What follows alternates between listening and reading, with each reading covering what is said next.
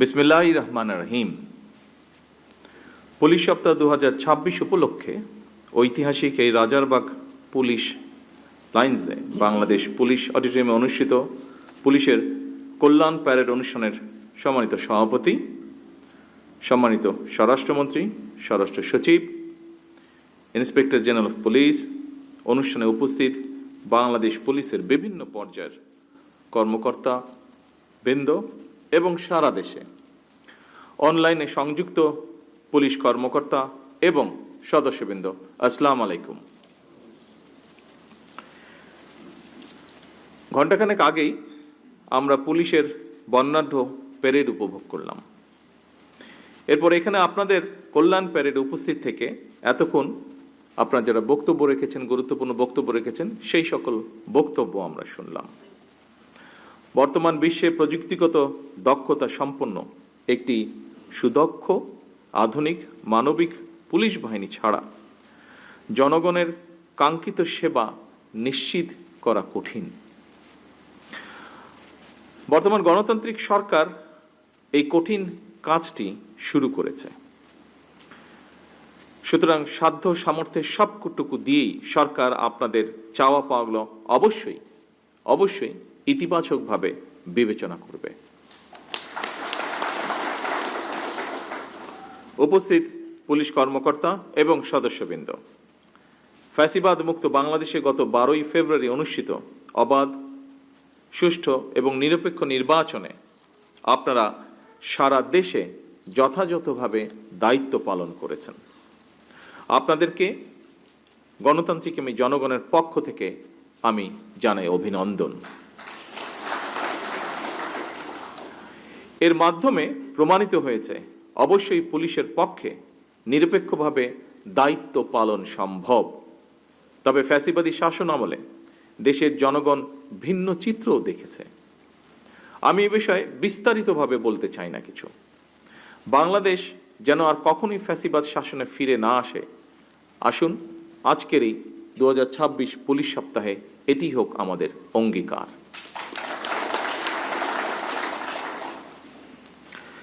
দেশের আইন শৃঙ্খলা পরিস্থিতির উন্নয়ন এবং জানমালের নিরাপত্তা বজায় রাখা বর্তমান সরকারের সর্বোচ্চ অগ্রাধিকার। ফ্যাসিবাদী সরকার নিজেদের হীন দলীয় স্বার্থে পুলিশ বাহিনীকে জনগণের মুখোমুখি দাঁড় করিয়েছিল। সেই অন্ধকার সময় পেরিয়ে এখন সময় এসেছে নতুনভাবে এগিয়ে যাবার। আমি মনে করি জনগণের বিশ্বাস অর্জন এবং সেই বিশ্বাস বজায় রাখাই পুলিশের সামনে বর্তমান বড় একটি চ্যালেঞ্জ। পুলিশের কাজ একটি, দুষ্টের দমন আর শিষ্টের লালন। জনগণের সঙ্গে পুলিশের সম্পর্ক হবে আইনগত এবং মানবিক। জনগণের সঙ্গে পুলিশের সম্পর্ক হোক আস্থা এবং নির্ভরতার। যে কোনো বিপদে আপদে জনগণ যেন থানা পুলিশকে তাদের নির্ভরযোগ্য আশ্রয়স্থল মনে করতে পারে। আপনাদের কাছে আমাদের এটুকুই চাওয়া। দেশে বর্তমান জনগণের ভোটে জনগণের কাছে দায়বদ্ধ একটি গণতান্ত্রিক সরকার প্রতিষ্ঠিত হয়েছে। এই সরকারের কাছে জনপ্রত্যাশা, যা অন্যান্য বক্তা উল্লেখ করেছেন তাদের বক্তব্যে, জনগণের প্রত্যাশা অনেক বেশি। বর্তমান সরকার যে জনগণের কাছে দায়বদ্ধ সরকার, আপনাদের কার্যক্রমে যেন সেটি প্রতিফলিত হয় সেটিও নিশ্চিত করা কিন্তু আপনাদের দায়িত্ব। আমরা বলে থাকি জনগণ রাষ্ট্রের মালিক। জনগণ যদি মালিক হয় তাহলে এই মালিক যখন বিপদে পড়ে থানায় যায়, সেখানে তারা আপনাদের আচরণে যেন কিছুটা হলেও রাষ্ট্রের মালিকানা অনুভব করতে পারেন, সেটি নিশ্চিত করা আপনাদের দায়িত্বের অংশ বলে আমি মনে করি। আপনাদের আমাদের সকলের মনে রাখা দরকার, আইনি সহায়তা পেতে সাধারণ মানুষ প্রথমেই থানায় আসেন, পুলিশের সহায়তা চান। বিপদে না পড়লে মানুষ থানায় যায় না। সুতরাং থানায় যাওয়ার পর তার বিপদ কমবে, মানুষের মনে এমন ধারণা তৈরি হওয়া অত্যন্ত জরুরি।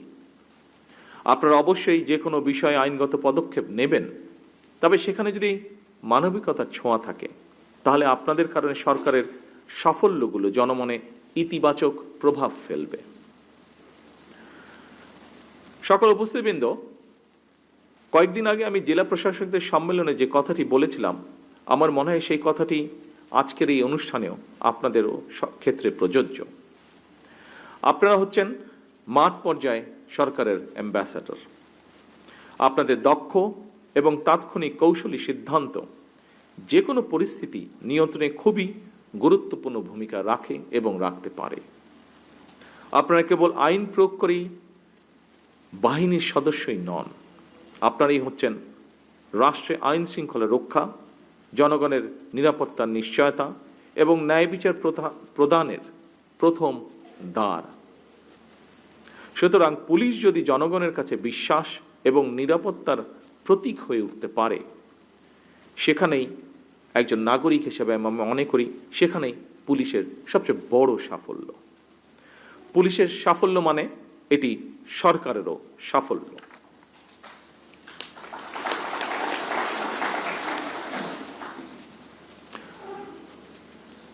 উপস্থিত পুলিশ কর্মকর্তা এবং সদস্যবৃন্দ, আমার বক্তব্য স্পষ্ট। পুলিশ প্রশাসন কোনো দলের নয়। বিধিবদ্ধ আইন অনুযায়ী পুলিশ প্রশাসন পরিচালিত হবে। কোনো নিরপরাধ মানুষ যেন হয়রানির শিকার না হন তা নিশ্চিত করা অবশ্যই আপনাদের দায়িত্ব। আমরা থানাগুলোর পরিবেশ এমনভাবে করতে চাই, যা আইজি সাহেব ওনার বক্তব্যে উল্লেখ করেছেন, যেন একজন মানুষ কোনো মাধ্যম ছাড়াই সরাসরি থানায় গিয়ে নির্ভয়ে তার অভিযোগ জানাতে পারেন এবং একই সাথে প্রতিকারও পেতে পারেন। জনগণের সহযোগিতা ছাড়া দেশের আইন শৃঙ্খলা রক্ষা করা কঠিন। এ কারণেই পুলিশের জন্য জনগণের আস্থা অর্জন অত্যন্ত জরুরি। কমিউনিটি পুলিশ এবং ওপেন হাউস ডে এর মতন জনমুখী উদ্যোগের মাধ্যমে, যা মাননীয় স্বরাষ্ট্রমন্ত্রী তার বক্তব্যে উল্লেখ করেছেন, যা জনগণকে পুলিশি কার্যক্রমে সম্পৃক্ত করার প্রচেষ্টা অব্যাহত থাকুক। জনগণের সঙ্গে পুলিশের আস্থার সম্পর্ক তৈরি হলে অপরাধ নিয়ন্ত্রণ সহজ হবে বলে আমি বিশ্বাস করি।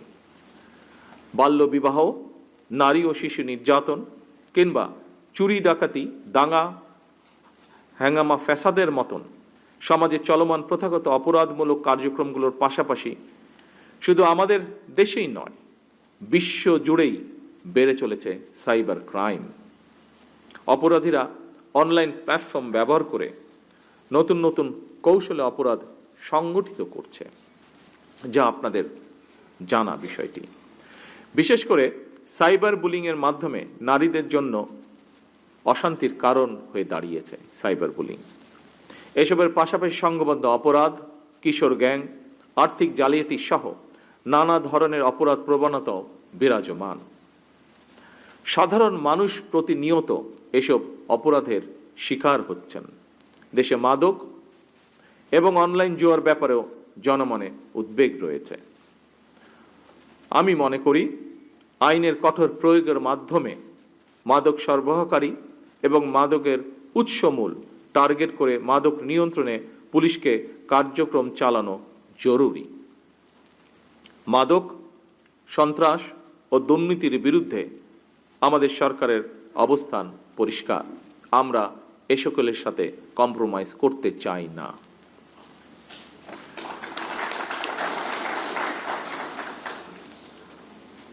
উপস্থিত সম্মানিত পুলিশ কর্মকর্তা এবং সদস্যবৃন্দ, আমরা সবাই জানি বিশ্ব এখন কৃত্রিম বুদ্ধিমত্তার যুগে প্রবেশ করেছে।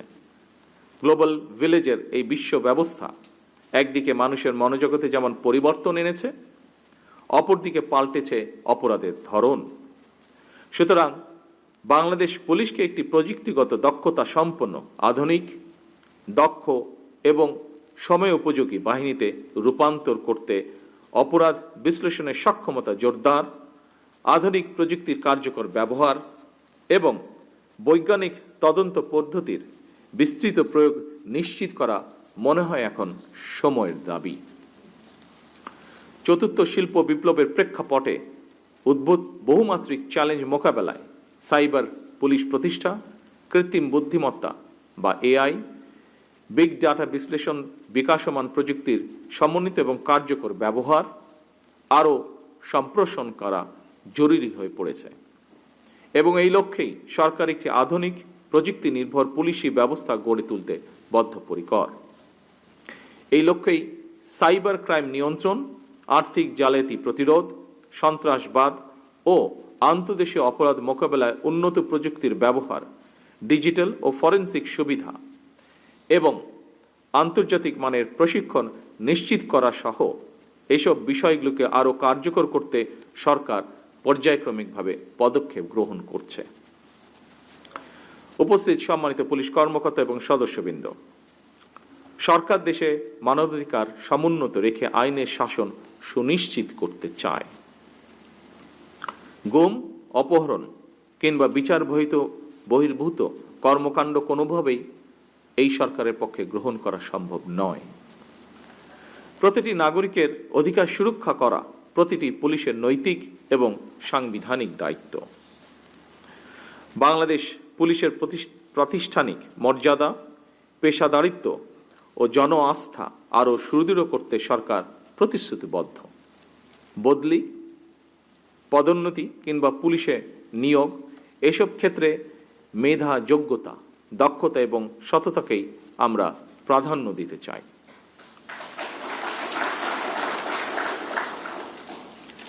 দ্রুত পরিবর্তনশীল এই বিশ্ব ব্যবস্থার সঙ্গে তাল মিলিয়ে আমাদের পুলিশ বাহিনীকেও আরও দক্ষ এবং আধুনিক করে গড়ে তোলার কোনো বিকল্প আছে বলে আমি মনে করি না। এই লক্ষ্যে পুলিশ সদস্যদের জন্য আধুনিক প্রশিক্ষণের পাশাপাশি তাদের আবাসন সংকট সমাধান, মানসম্মত চিকিৎসা সুবিধা নিশ্চিত করা, রেশন এবং ঝুঁকি ভাতা সহ বিভিন্ন ক্ষেত্রে সুযোগ সুবিধা বাড়ানোর বিষয়গুলো সরকারের বিবেচনার ভিতরে রয়েছে। উপস্থিত সম্মানিত পুলিশ কর্মকর্তা এবং সদস্যবৃন্দ, আপনারা জানেন দুর্নীতি দুঃশাসনে পর্যুদস্ত একটি দুর্বল শাসন কাঠামো, অবনতিশীল আইন শৃঙ্খলা পরিস্থিতি এবং সকল কিছু মিলিয়ে ভঙ্গুর অর্থনৈতিক পরিস্থিতির মধ্যে দিয়ে বর্তমান সরকারকে রাষ্ট্র পরিচালনার দায়িত্ব নিতে হয়েছে। আমরা সরকার পরিচালনার দায়িত্ব নেবার কয়েক সপ্তাহের মাথায় বিশ্বযুদ্ধ পরিস্থিতির মুখোমুখি হয়েছে সমগ্র বিশ্ব। এমন বাস্তবতার কারণেই আমাদের পক্ষে আপনাদের সকল প্রত্যাশা কয়েক সপ্তাহ কিংবা কয়েক মাস এর ভিতরে পূরণ করা সম্ভব নয়, কিন্তু আমরা পর্যায়ক্রমে প্রতিটি অঙ্গীকার বাস্তবায়নে কখনোই পিছুপা হব না ইনশাল্লাহ। উপস্থিত পুলিশ কর্মকর্তা এবং সদস্যবৃন্দ, আমাদের মতন দেশগুলোতে অস্ত্রের শক্তি চেয়ে মানবিকতা, ন্যায় বিচার এবং জাতীয় ঐক্যই প্রধান শক্তি। আমরা জানি আমাদের পথ সহজ নয়, কিন্তু আমাদের উদ্দেশ্য মহৎ। আমরা একটি সমৃদ্ধ, স্বনির্ভর, গণতান্ত্রিক, নিরাপদ, মানবিক বাংলাদেশ গড়তে চাই। তেমন একটি শান্তিপূর্ণ, নিরাপদ বাংলাদেশ গড়তে ন্যায়পরায়ণ এবং পেশাদার পুলিশ বাহিনীর বিকল্প নেই।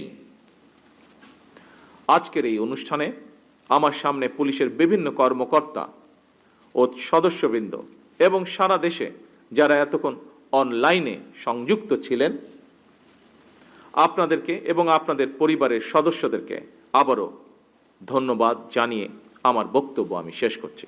আল্লাহ হাফেজ। বাংলাদেশ জিন্দাবাদ।